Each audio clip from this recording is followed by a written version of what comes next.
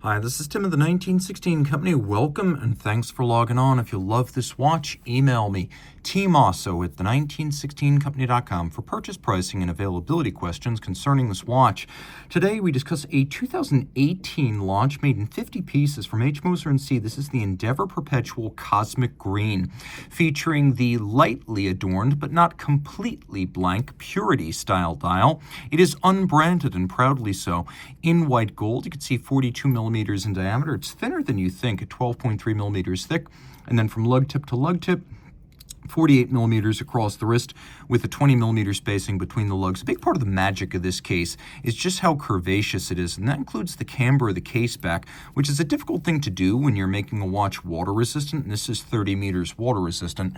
But you can see how it fits on the wrist, including these sharply downturned lugs. Although it's big for a dress watch, the fit is outstanding, and this could actually fit on a wrist as small as 14 centimeters circumference, because of its shape and its relatively compact span across the wrist. Now, being 12.3 millimeters thick, it's going to be thinner than you think, thin enough to fit under a dress cuff, and you can see that concave bezel allows a dress shirt sleeve, a tight shirt sleeve or cuff to ride right up and over the side. Taking a look at the strap, you can see this is the sort of minimally tanned, very rustic kudu leather strap for which Moser is famous, and you could see a brown but also sort of a broken, sort of aged effect. It's a brand new strap, make no mistake, but it's got a nice aged look to it. You can see on the bottom the calf skin is unmarred. And then in profile, it's sheer cut and lacquered for refinement, and Moser likes to drill its lugs fairly close to the case for a better small wrist fit. By moving the pivot points inboard, you do that. So they use a curved spring bar so there's no impediment to the motion of the strap against the edge of the case. Now, most Moser watches come with pin buckles, even perpetual calendars. So to have the rare Moser full folding clasp on this one, that is a luxurious upgrade and something you cannot expect even on a perpetual calendar. So this adds a lot of security and value and protection against dropping your watch. You can see it has both polish and satin. It's nicely detailed, and so is the case. Moser cases are first machined and then hand finished. So these incredibly deep scalloped and mirror polished case recesses can be achieved by that two-stage process of machining and then hand finishing. Now, it is almost like a piece of liquid metal that was taken to the molten phase, drawn out a little bit, and then flash frozen with all of the tension and the fluid arcs, curves, and compound interactions of flowing metal frozen permanently. It does look like a piece of liquid metal in the hand. So we have this concave bezel, but you see how it actually flows and extends at 6 and 12, and then it thins out at the mid case, and you have these mirrored concaves, and then on the back you have the curvature of the case back itself. It's a very, very complicated construction, and that's before we get to the movement. But Moser believes that complicated things should be simple outwardly. And so Andreas Streller, the famed independent watchmaker whose signature is simplifying complications, he designed this perpetual calendar for Moser, and I'm going to demonstrate how it works. The first thing I should mention is the watch does have hacking seconds, but the first time you pull the crown, it will stop you short of hacking the movement. That's because the perpetual calendar system sets in the middle position. And so if you wanted to set the calendar, you don't want to accidentally pull out all the way, stop the watch, and now desynchronize it, because that seconds hand will halt when the crown is all the way out. So Streller created this system whereby the first pull puts you in calendar setting mode, and then you have to pull it again in order to activate hacking seconds. A lot of people get confused by that and wonder why it won't hack on the first pull. That's the reason. The power reserve indicator, twin barrels, manual wind. It's over at 9 o'clock. The rated power reserve is 7 days, though in fact it will run for almost 9. 7 days is the chronometric power reserve. So Streller created a very simple perpetual calendar. On the dial side, you have a big date, and then you have a month. And there are 12 months corresponding to 12 hours. So you can see what I've got here is it got a little stub hand that indicates the current month, and you can see how I can advance past the end of the month, and this is now 6/1. It is the 1st of June. Now, sometimes when you're adjusting backwards, it will make it appear as though other months have 28 days. Don't be fooled by that. That's just a quirk of the movement. When you're adjusting forward, you won't have that problem. Now, the interesting thing is you can adjust it forward and backwards without any hazard to the movement. There's no danger. And Streller has designed the system to be robust, so there is no danger zone where you can destroy your perpetual calendar if you set it overnight. That's the case with almost every other perpetual calendar. It's not a problem here. Now, I call it the date a big date, even though it doesn't have two discs. Well, it doesn't outwardly have two discs. There are actually two overlapping discs here, which are oversized, and the idea is to have a big numeral or a big set of numerals. Remember what I said about setting it backwards? Keep that in mind. And so you have these two half discs that allow us to have a very big number in the window without having a watch that's 50 millimeters in diameter. So it is a physically big date. You can see that we have the power reserve indicator, the date, and then the indices at 12 and 6. This is the purity dial.